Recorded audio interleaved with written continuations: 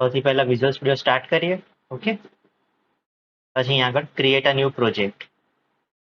પછી અહીંયા આગળ તમારે શું સિલેક્ટ કરવાનું? વેબ અને લેંગ્વેજમાં સી શાર્પ. ઓકે, પછી અહીંયા આગળ આ ઓપ્શન હશે ASP.NET વેબ એપ્લિકેશન. ઓકે, આ સિલેક્ટ કરો, પછી નેક્સ્ટ જવા દો.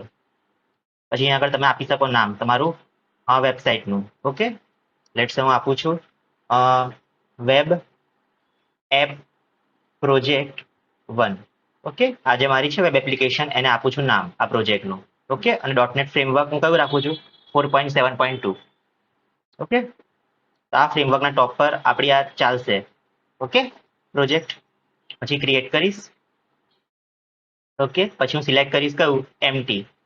અને આગળ હું સિલેક્ટ કરું છું વેબ ફોર્મ્સ. અત્યારે એમવીસી કે વેબ એપીઆઈ કશું યુઝ નહીં કરું એટલા માટે અહીંયા ટીક રાખીશ. Okay, web forms. અને આગળ ઓપ્શન બી સિલેક્ટેડ છે કન્ફિગ્યુર ફોર HTTPS.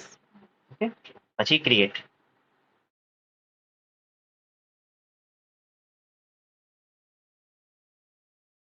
રાઈટ, તો આપણું આજે છે ક્રિએટ થઈ ગયો. Okay, project don't show again કરી દઈએ. આ સાઈડ શું છે આપણું? Tool box. ઓકે, ક્લોઝ કરી દો ઓવરવ્યુ. પછી આમાં જો આપણે શું ક્રિએટ કર્યો? Empty project. તો આમાં બાય ડિફોલ્ટ કોઈ બી પેજ નહીં હોય, તો આપણે સૌથી પહેલા એક પેજ ક્રિએટ કરવો પડશે. ઓકે, તો અહીંયા આગળ જવાનું, પ્રોજેક્ટ 1. આ જે પ્રોજેક્ટનું નામ છે એના પર જવાનું, રાઈટ ક્લિક કરો, પછી એડ, પછી ન્યૂ આઇટમ. પછી અહીંથી તમે સિલેક્ટ કરશો. ઓકે, જનરલમાં જાઓ. ઓકે, અહીંયા આગળ આવશે ઓપ્શન વેબ ફોર્મ્સનો. ઓકે, અહીંયા જાઓ વેબ ફોર્મ્સમાં, સિલેક્ટ કરો વેબ ફોર્મ્સ અને નામ આપી દો. બરાબર, લેટ્સ આ ડિફોલ્ટ પેજ છે આપણું. ઓકે, તો ડિફોલ્ટ કયું રાખવાનું? હંમેશા ઇન્ડેક્સ. ઓકે, ઇન્ડેક્સ આપું છું નામ, અને આ સેવ થાય .aspx થી. ઓકે, આ પેજનું નામ શું? index.aspx. ઓકે, ઓલરાઈટ, તો જો આપણું ક્રિએટ થઈ ગયું. ઓકે, તો અહીંયા આગળ જો એક એટ્રીબ્યુટ છે રન એટ સર્વર, એટલે આ જે પોર્શન છે એ રન થશે સર્વર પર. આ ડિનોટ કરે છે. ઓકે, આ એટ્રીબ્યુટની value run at server. Okay, આના બાય ડિફોલ્ટ જો એક ડિવ ટેગ આવે છે. Okay, alright. હવે જુઓ, લેટ્સ સે મારે આમાં બધું ડિસ્પ્લે કરવું હોય. ઓકે, અને આ જુઓ, આ શું છે આપણો ડાયરેક્ટિવ. લેંગ્વેજ કઈ યુઝ કરે છે? C sharp. ઓકે, આ શું છે? કોડ બિહાઇન્ડમાં આ ફાઇલ જનરેટ થશે index.axpx.cs. ઓકે, આગળ જોઈશું આપણે. Okay, alright. હવે જુઓ, પછી લેટ્સ સે મારે ટાઇટલ સ્પેસિફાઈ કરવું છે. લેટ્સ સે અહીંયા સ્પેસિફાઈ કરી દઉં હોમ પેજ. આ લખેલું આવશે ટાઇટલ બારમાં. પછી આપણે આને રન કરી લઈએ. અહીંયા આગળ જવાનું. ઓકે, પછી આપણે આને ઓપ્શન સિલેક્ટ કરીશું start without debugging. Okay,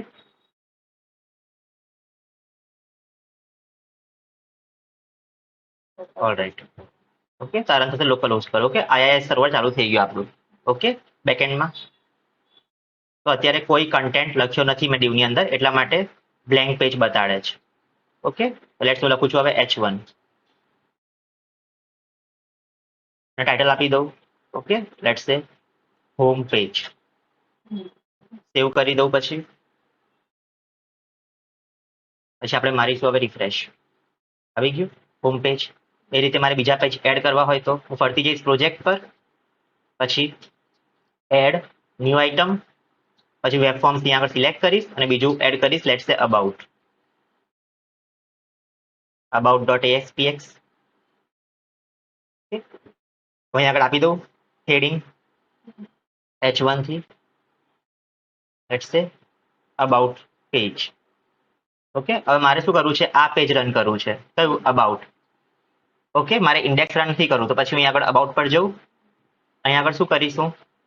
option હશે શું? Set as start page. Okay, આ ક્લિક કરી દઉં ઓપ્શન. ઓકે, પછી આગળ જઈશું અને રન કરીશ. ઓકે, આવી ગયું અબાઉટ પેજ. ઓલરાઈટ. ઓકે, હવે જો મારે અહીંયાથી કોઈ લેટ્સ સે ઇનપુટ લેવું હોય, તેના માટે અહીંયા કંટ્રોલ આવે. કયું? Tax input. Okay, text box control આવે. ઓકે, જેના હેલ્પથી હું ઇનપુટ લઈ શકું. જાઉં છું હવે ઇન્ડેક્સ પેજ પર અને આને શું કરી દઉં? Default page. ઓકે, અહીંયા આગળ ઓપ્શન સિલેક્ટ કરીશ સેટ એઝ સ્ટાર્ટ પેજનું. અહીંયા આગળ સર્ચ મારું ટેક્સ્ટ બોક્સ અને આને ડ્રેગ કરી દઉં. ઓકે, પછી હું આને રન કરું અહીંથી. ઓકે, તો આ જો આ ઇનપુટ માંગે છે. Okay, alright. હવે જો હવે હું શું કરું છું, બીજું બટન ડ્રેગ કરું છું એક અહીંયા આગળ, સર્ચ મારીશું પછી બટન. ઓકે, આ નામ શું આપું છું, લેટ્સ સે હેલો. ઓકે, બટનનું ટેક્સ્ટ શું આપ્યું મેં, હેલો. રાઈટ, જો હેલો આપ્યો મેં ટેક્સ્ટ આને. તો જો અહીંયા બટન ડિસ્પ્લે થશે. હવે થઈ ગયું હેલો. અહીંયા જે નામ ટાઈપ કરું અને ક્લિક કરું બટન પર. Okay, alright. મને શું દેખાવું જોઈએ અહીંયા આગળ, જો પછી હું એક લેબલ લઉં છું જેમાં ડિસ્પ્લે થશે. ઓકે, હેલો પ્લસ મારું નામ. ઓકે, તો પહેલા હું અહીંયાથી લેબલ ડ્રેગ કરીશ એક. ઓકે, આ લેબલ ડ્રેગ કર્યું આપણે. ઓલરાઈટ, લેબલ આવ્યું બરાબર. હું બીઆર ટેગ મારી દઉં તો લેબલ નીચે આવે.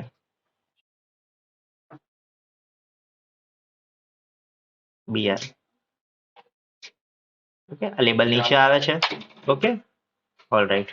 હવે જો જાઉં છું હવે કયા વ્યૂમાં, ડિઝાઇન વ્યૂમાં. ઓકે,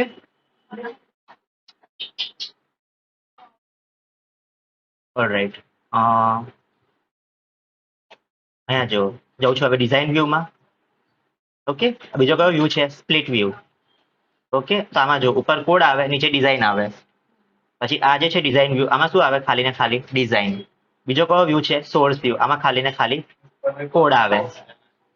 ઓકે, હું જઈશ હવે ડિઝાઇન વ્યૂમાં અને અહીંયા આગળ શું કરીશ, આઈને ડબલ ક્લિક એટલે આ ઇવેન્ટ જનરેટ થઈ જાય.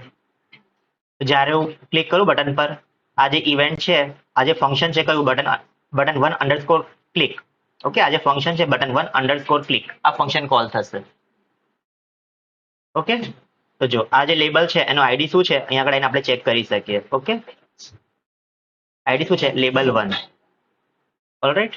હવે જો હું શું કરું છું, જો જતો રહો પાછો ડિઝાઇન વ્યૂમાં. ઓકે, તો જો લેબલ 1 ડોટ કઈ પ્રોપર્ટી, ટેક્સ્ટ પ્રોપર્ટી ચેન્જ કરીશું. Text property. Okay, equal to શું સેટ કરું છું, હેલો. પછી પ્લસ જે ટેક્સ્ટ ટાઈપ કરે એ મારે એક્સેસ કરવું છે. ઓકે, એ ટાઈપ શેમાં કરે છે, ટેક્સ્ટ બોક્સ 1 માં. ઓકે, એનું ટેક્સ્ટ મારે એક્સેસ કરવું છે. ઓકે, તેના માટે ટેક્સ્ટ પ્રોપર્ટી. તો હેલો પ્લસ જે ટાઈપ કરે છે એ લખેલું આવી જવું જોઈએ ક્યાં, લેબલ 1 માં. ઓકે, આ ક્લિક ઇવેન્ટ પર. ઓકે, આ ફંક્શન કોલ થાય ક્લિક ઇવેન્ટ પર. આપણે આજે ફંક્શન છે એ બાઇન્ડ કરી દીધું આપણે બટન સાથે. પછી સેવ ઓલ કરીને આપણે શું કરીશું, અહીંથી સ્ટાર્ટ વિધાઉટ ડિબગિંગ રન કરીએ. ઓકે, આવી ગયું. પછી લખું છું સુમિત અને આગળ ક્લિક કરું, આવી ગયું હેલો સુમિત. ઓકે, તો આ શું કરે છે, અહીંયા આગળ ટેક્સ્ટ લઈ લે છે આ ઇનપુટમાંથી. ઓકે, અહીંયા આગળ શું કરે છે, ટેક્સ્ટ લઈ લે છે આ ઇનપુટમાંથી. ઓકે, ટેક્સ્ટ ઇનપુટમાંથી. ઓલરાઈટ, તો આપણે શું કર્યું, એક તો આપણે એક ઇન્ડેક્સ પેજ બનાવ્યું, એક બનાવ્યું અબાઉટ પેજ. ઓકે, આપણે આજે છે એ આપણે ડિફોલ્ટ પેજ રાખ્યું. સૌથી પહેલા આ પેજ રન થશે. ઓકે, જેમ આપણે રન કરીએ એપ્લિકેશન ત્યારે. ઓકે, આમાં શું લીધું આપણે, એક ટેક્સ્ટ ઇનપુટ અને એક બટન. બટનના ક્લિક પર શું થાય છે, આ જે ઇનપુટમાં આપણે ટાઈપ કરીએ એ આવે છે આ લેબલની જગ્યા પર હેલો સાથે. ઓકે, ક્લિયર ને આટલું. ઓકે,